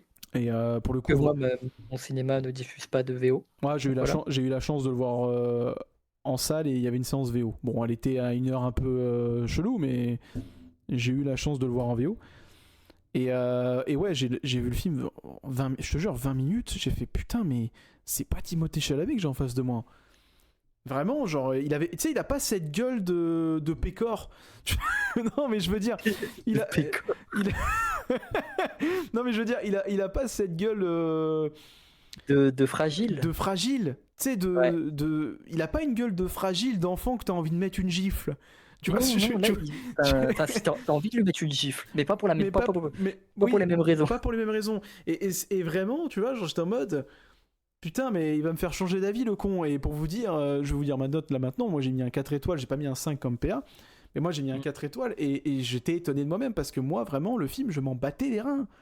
Je m'en battais les reins. C'est-à-dire que moi, genre, voir un film sur du ping-pong, j'en ai rien à foutre. Alors, cela dit, le film ne parle pas que de ping. Alors, le ping-pong est vraiment un truc central. Mais je veux dire, c'est pas un film de sport. En fait, le truc qui a été malin, c'est qu'on te l'a vendu comme un biopic de sport, alors que c'est pas ça du tout. Non, c'est pas ça. C'est pas ça. C'est un film de gangster. Ouais, c'est C'est un film de gangster. Oui, c'est clairement ça. Oui, c'est clairement ça. Il y a cette vibe gangster, etc. Oui, C'est totalement. exactement ça. Et bah, après, ça a été malin, oui et non, parce que tu vois, pour des gens comme moi qui s'en battent les couilles, Mhm. bah t'as pas envie de voir le film, parce qu'en fait, tu te dis, ouais, enfin un biopic sur du ping-pong, quoi. Non mais, Oui, bah oui. non mais à l'aide. Et bon, toi non plus, t'es pas un extrêmement grand fan de Timothée Chalamet, tu vois. Je veux Non, dire, pas vraiment. je veux dire, c'est pas un acteur entre guillemets. Tu vas te dire, putain. Genre, je vais prendre un truc de ouf, mais tu te dis pas, putain, c'est un Brad Pitt, tu vois, un truc comme ça. Oui, non, clairement. Et là, pour le coup, vraiment, je pense, honnêtement, c'est le film. Alors, il y a eu Call Me By Your Name, je crois, un truc de. C'est ça Je l'ai pas vu. Ouais, ça c'est le truc qui a vraiment fait exploser, Ouais, mais je l'ai pas vu. c'est le truc qui l'a fait exploser. Bon, après, c'est le genre de film que moi qui m'attire pas de ouf de base. Ah bah c'est une romance. Hein. Mais putain, je pense que ce film-là, en termes déjà de communication, tout ça autour de ce film, Déjà, C'est c'est le fort. film le plus important de sa vie pour le moment. Oui, clairement, clairement. Et comme t'as dit, comment tu m'as dit en privé, il peut porter un film maintenant tout seul. Oui, juste avec la promo qu'il a faite dessus et le succès qu'il a là, Mm. c'est la preuve. Ah oui, non, mais vraiment, vraiment. Et alors, l'histoire du film, pour vous la faire courte, parce que on est peut-être après une semaine de film, donc on va pas spoiler non plus, tu vois. Donc Ouais, voilà. ouais. Mais pour vous la faire courte, c'est l'histoire de Marty Mauser, donc qui est un personnage qui a vraiment existé pour le coup. Oui, oui, oui. Si vous voulez, c'est un mec qui vit aux États-Unis et qui surkiffe le tennis de table. Sauf qu'à l'époque où ça se passe, le tennis de table, c'est pas connu aux États-Unis. C'est Ouais, parce qu'on est on est début des années 50. ouais, voilà. On est après-guerre. Ah, ouais, après-guerre. Et c'est pas très commun aux États-Unis. Les gens s'en foutent un petit peu, tout ça. Et lui, en fait, il se dit, moi, j'ai envie de devenir le meilleur joueur de tennis de table au monde. Ouais, il Voilà. dit moi je suis le meilleur. Voilà. Et c'est vraiment genre, moi, je suis le meilleur. Et force est de constater qu'au début du film, tu comprends qu'il a un certain niveau quand même. Tu comprends que, ouais, d'accord, il est prétentieux, mais pas que. Ouais, non, parce qu'il il enchaîne les trucs, il joue avec les gens, il se fout de leur gueule. Bon, Ouais. parce que Marty Mauser, ce qui est fou, le personnage de Marty Mauser, comme t'as dit, on le déteste, mais on l'aime. Oui, c'est exactement ce que j'avais dit. On le déteste, c'est-à-dire que c'est un salopard égocentrique, prétentieux, égoïste, il pense qu'à lui, il croit que tout lui est dû, que le monde lui appartient. Mais il y a un côté, je sais pas, t'aimes bien suivre ce genre de personnage. Mais c'est entièrement C'est c'est comme Vas-y. Leonardo DiCaprio dans Attrape-moi si tu peux. Ou dans le Loup de Wall Street, c'est le même genre de Ou personnage, dans tu le vois. Loup de Wall Street, c'est-à-dire un personnage qui porte ses couilles, qui est arrogant de ouf, qui est sûr de lui, Qui est horrible en soi, qui est en termes horrible, hein. de personne. Qui est horrible, hein. C'est un personnage horrible, hein, parce que bon, il se passe plusieurs choses dans Marty Suprême, mais il vole Il fait des souffrir tout le monde. non mais il vole des bijoux pour essayer d'avoir de l'argent, sans trop rentrer dans le Il, contexte, mais il fait souffrir les personnes qui l'apprécient, oui. qui l'apprécient lui, mais lui, tu sais pas trop. Tu sais, même il pointe un gun sur une personne pour récupérer de la thune. Oui, Non mais alors, non mais je vais pas trop rentrer dans le détail pour pas trop spoil, mais c'est un personnage horrible. Mais à la fois, t'es fasciné. En fait, c'est une fascination parce que ce que tu te dis, mais en fait, le mec est prêt à tout pour réaliser son rêve. Tu vois. c'est le rêve américain. C'est vraiment. Tu te demandes, c'est quoi le rêve américain? Regarde Marty Suprême. Tu vas comprendre c'est quoi le rêve Oui, américain. oui, c'est ça. C'est aller au bout de tes idées, peu Ouais. importe ce qui se passe dans ta vie. Et du coup, le film, moi, c'est mon avis, et toi, je sais que c'est différent parce que t'as vraiment surkiffé le film de bout Ouais. en bout. Moi, le ressenti que j'ai pour le film, et tu vois, Tarek était d'accord avec moi hier, pour le coup, tu vois. Moi, ce que j'ai ressenti pour le film, c'est que le film, tu le regardes, honnêtement, hein, vous le regardez pour la perf de Timothée Chalamet. Parce que honnêtement, c'est ça, franchement, faut le voir. Et c'est moi qui dis ça. Hein. Mais faut voir le film pour Timothée Chalamet parce que en vrai de vrai, l'histoire en elle-même, moi je ne la trouve pas En non vrai, plus. moi je la trouve bien l'histoire. Moi je la trouve pas folle parce qu'en vrai, moi comment ça se finit, bon ok c'est symbolique, mais en vrai, tu mets un autre acteur que Timothée Chalamet, la vérité, le film pue la merde. Ah bah oui, ça repose beaucoup sur lui, hein, c'est clair. Moi honnêtement, tu mets un, je sais pas, pas un mauvais acteur, mais tu Bah, mets, ouais, alors, prends Barry Keoghan, ouais c'est un très bon acteur par quand même. exemple. Ouais mais c'est un bon acteur. Ouais, en vrai, non, ça passerait avec lui, je pense aussi. Oui, voilà, c'est pour ça que je te dis non, mais je sais pas, tu prends un...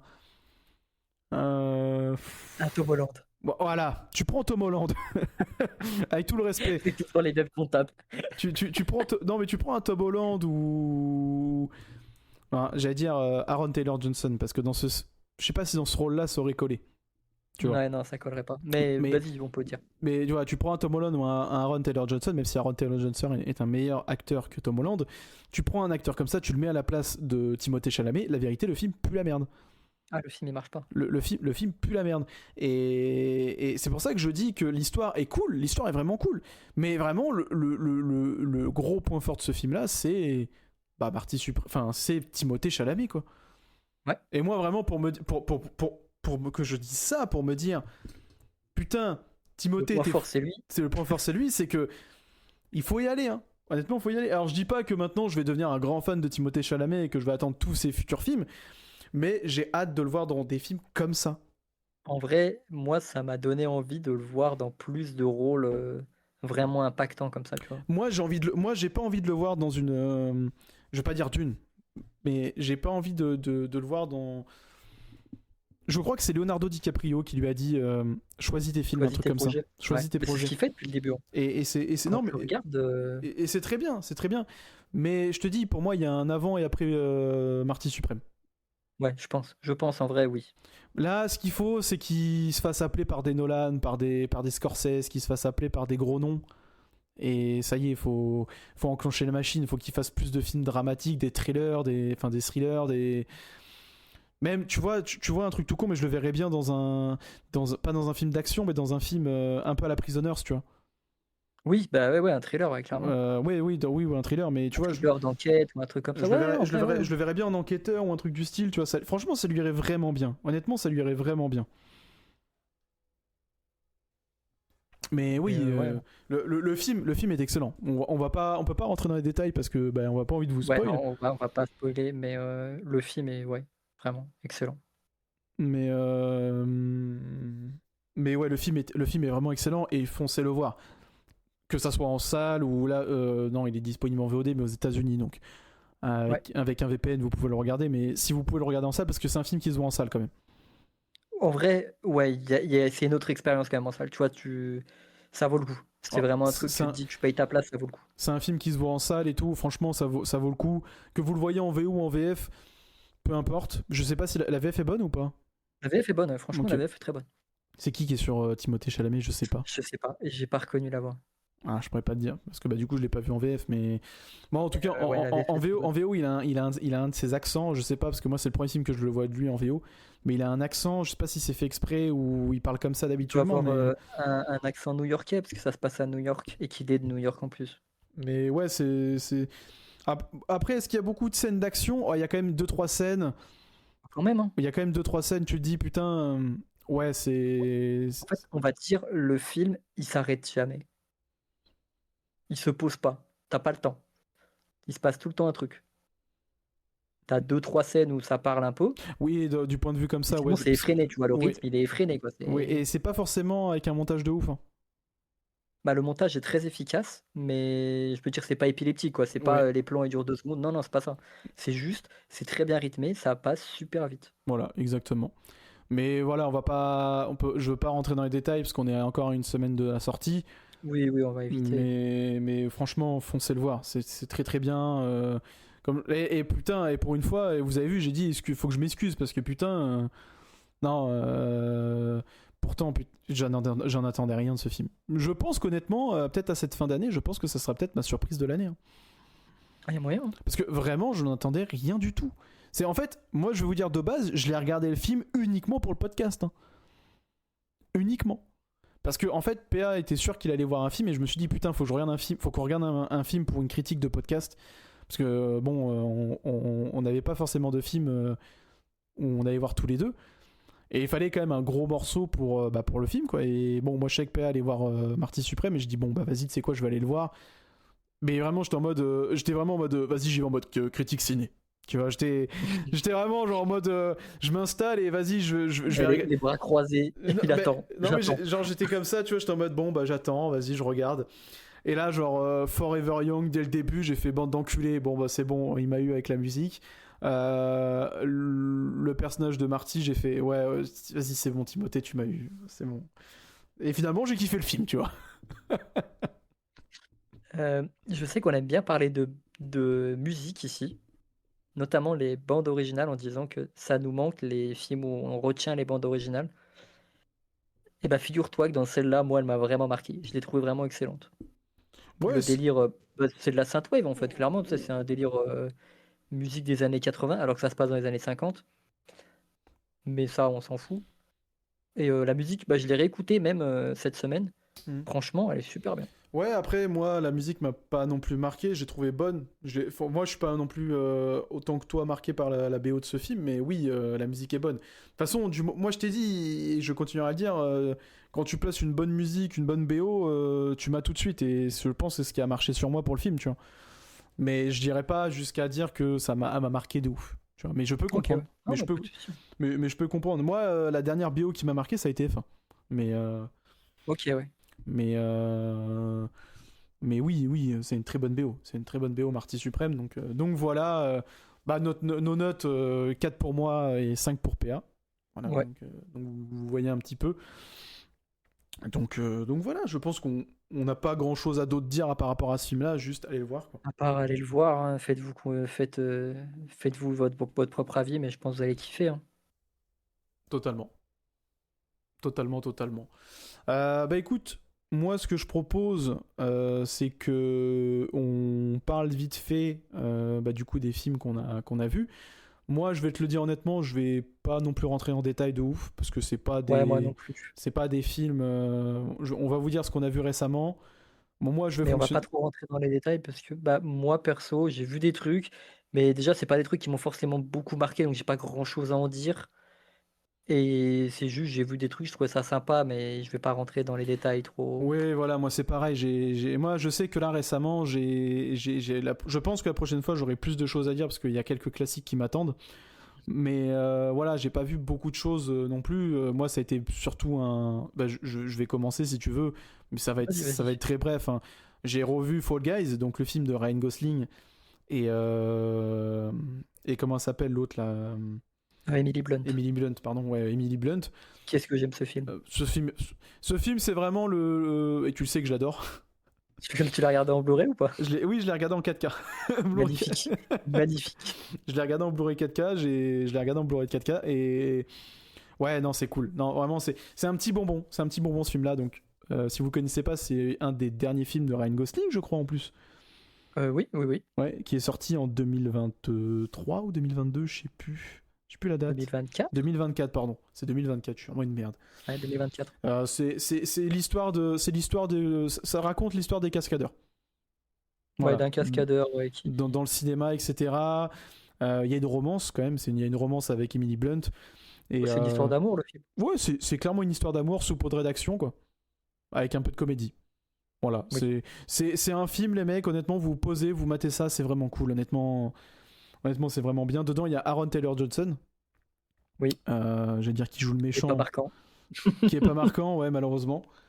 C'est terrible, hein. C'est vraiment terrible parce que putain, un an avant, il joue dans Bullet Train et il est plus Ouais. marquant dans Bullet Train, quoi. C'est fou. Ouais. Et voilà, donc The Fall Guys, moi je lui ai mis un 4 étoiles avec une excellente BO. Une excellente BO. Ouais, pour le coup, oui. Oui. Elle est excellente. Honnêtement, elle est vraiment excellente. Bon, bah bien sûr, Marty Suprême. Voilà. Mais on en a parlé. J'ai vu pour la première fois 28 ans plus tard. Donc celui de Ouais. 2025, pas le Temple des Morts. Donc le premier de la nouvelle trilogie. Que j'ai trouvé vraiment sympathique. Honnêtement, j'ai trouvé vraiment sympathique. Même si j'ai un petit point négatif, c'est le fait qu'on n'en apprend pas assez sur les alphas, En fait, ça tourne beaucoup autour de l'enfant et de la mère.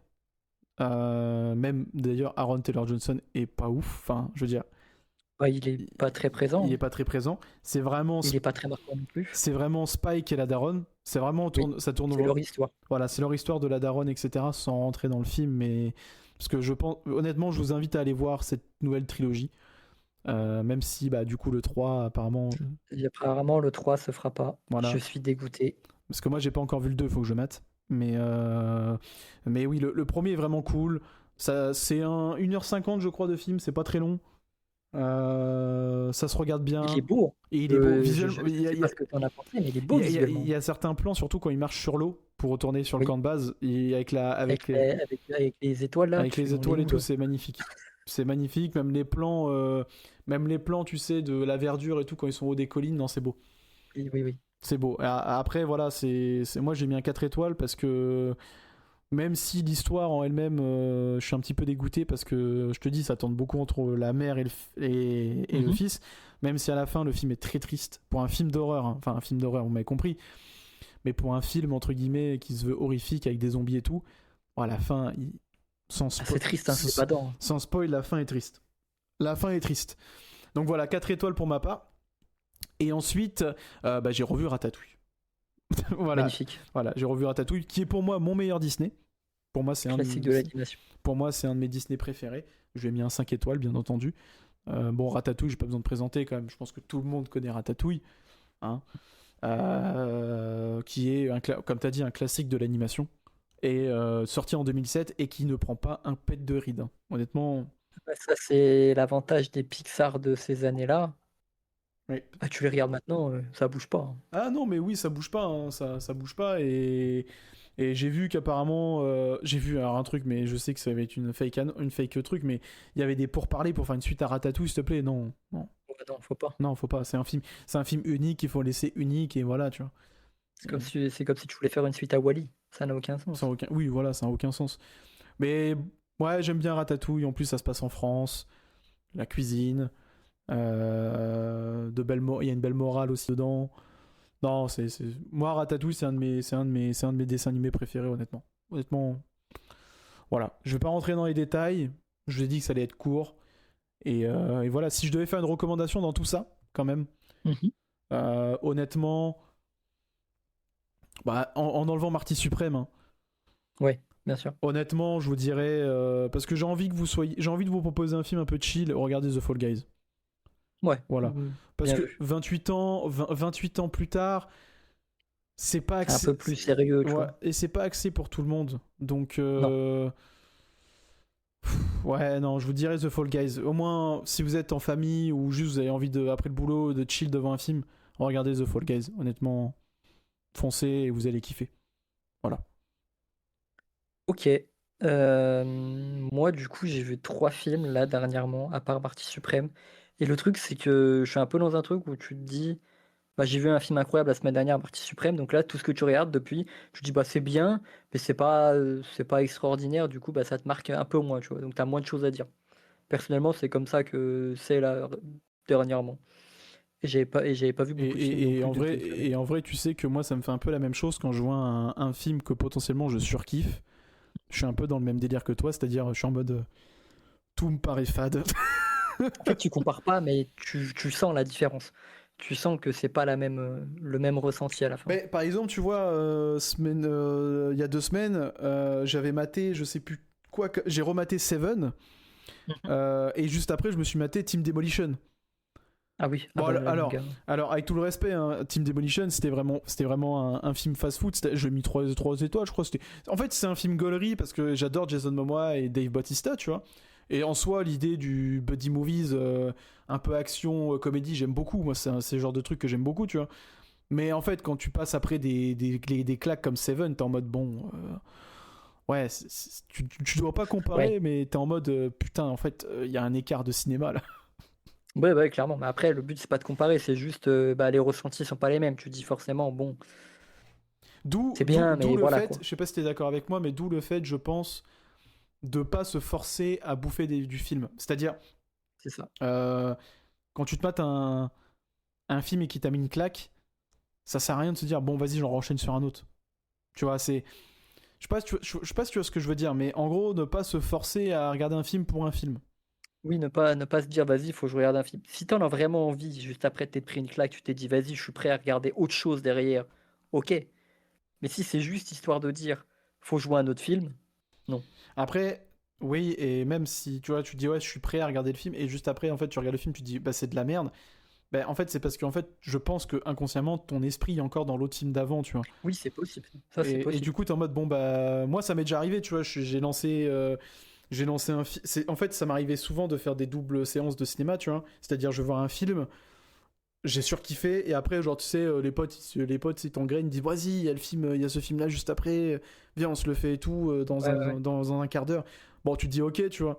Et après, tu regardes le film, tu ressors du deuxième film, t'es en mode ouais, c'est pas ouf. Et après, tu le regardes chez toi, et t'es en mode en fait, c'est trop bien. Oui, Mais c'est ça. parce que t'as été encore impacté par l'autre film d'avant. Voilà, mais c'était juste une petite aparté comme ça. Je voulais juste savoir si t'étais d'accord avec moi ou pas. Mais Ouais, je suis totalement d'accord là-dessus. ok. Alors, du coup, le premier film que j'ai vu, c'était un film français. Ça s'appelle La Petite Dernière. Et en gros, dedans, ça raconte l'histoire d'une jeune fille, enfin jeune femme musulmane. Donc elle est en fin de lycée, elle va passer son bac, qui se découvre qu'elle est lesbienne. Tu vois un peu Mm. le truc que ça Oui, va bien raconter sûr. le film et l'angle que ça prend. Tu te dis, bon, ok, c'est intéressant. Donc tu te dis, ok, c'est cool. En plus, c'est abordé dans un angle intéressant. C'est des choses qu'on voit pas vraiment, tu sais, ce genre de film. Enfin, je veux dire, avec ce genre de problématique-là, avec l'islam, c'est très très rare, tu vois. Totalement. Sauf que bah, j'ai trouvé le film sympa, tu vois. Mhm. Mais je trouve il va pas assez loin dans ce qu'il veut raconter. Ça pourrait aller plus loin, mais ça reste en surface. C'est dommage. Mais, euh, mais sinon, c'est cool. En vrai, c'est un bon film, hein. Si vous avez envie de regarder, moi j'ai mis 3 étoiles, que tu vois, ça reste bien. Mais je suis un peu déçu que ça aille pas plus loin.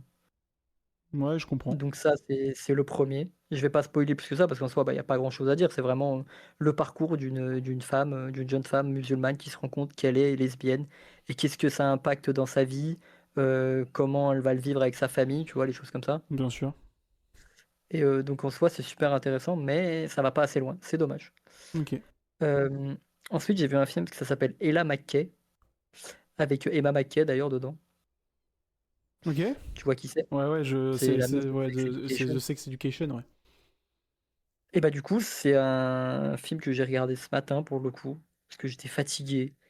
J'avais la tête dans le cul, je me dis vas-y, je vais regarder un film tranquille, pas prise de tête. Et je savais que c'était un film un peu, tu sais, tranquille Hmm. qui passe. Et du coup, bah, le film, ça raconte l'histoire de Ella McKay, c'est le nom du personnage, qui va se retrouver gouverneur de son État Mhm. par des circonstances et qui va devoir gérer un peu à un moment de sa vie parce qu'en gros, elle devient gouverneure et tu as plein d'autres problèmes qui arrivent dans sa vie en même temps. Et elle va devoir gérer tout ça jusqu'à la fin du film, en gros. Le film, il m'a donné une grosse vibe. Tu vois les films des années 80, 90, Disney, Ouais, avec Anna Hathaway et tout. ouais. Ça m'a donné ce genre de vibe, tu sais, en mode chill, tranquille, même s'il y a des sujets pas forcément, c'est pas forcément Ouais, je vois. très joyeux. Ouais, je vois. Mais moi, ça m'a donné vraiment cette impression-là. Donc le film est cool. En vrai, je crois que c'est un film pour plateforme de base. Ok. Donc c'est cool. Ce qui est marrant, c'est que tu vois l'écran de fin que tu vois dans les Simpsons à la fin tu sais, à la fin du générique des Simpsons, Avec le cinéma, et là, le chut. avec le cinéma, Ouais. ouais. Hmm. Et ben, ça commence par ça. Ok, Et ok. j'ai fait. Et en fait, je pense que c'est la boîte de prod qui est responsable de ça parce que le réalisateur du film, c'est James L. Brooks. Et c'est pas celui qui fait les épisodes des Simpsons aussi? C'est possible. Ou qui produit? Parce que je me rappelle ce nom, je l'ai déjà vu. C'est possible. Là, je peux pas te dire oui parce que j'ai pas, je pourrais pas te dire, mais oui, c'est possible.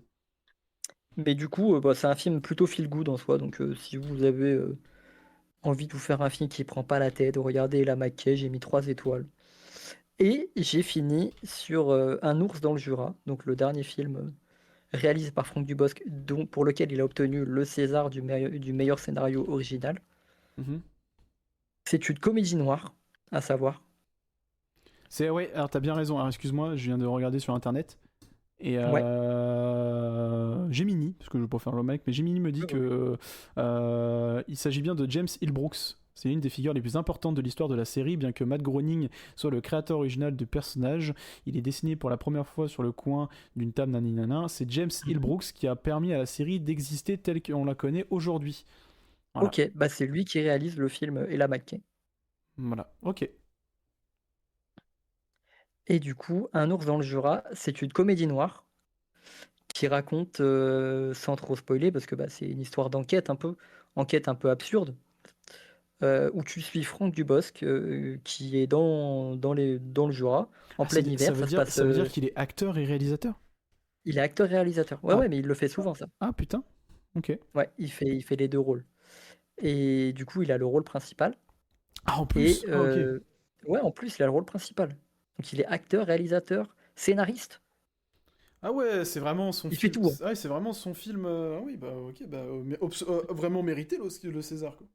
Ouais, mais en plus, ça fait un petit moment que enfin, je sais que ça fait un petit moment qu'il est réalisateur et acteur dans ses films, Ok, moi je suis pas trop ça son truc, mais oui. mais je sais qu'il avait plutôt, tu sais, bonne réputation.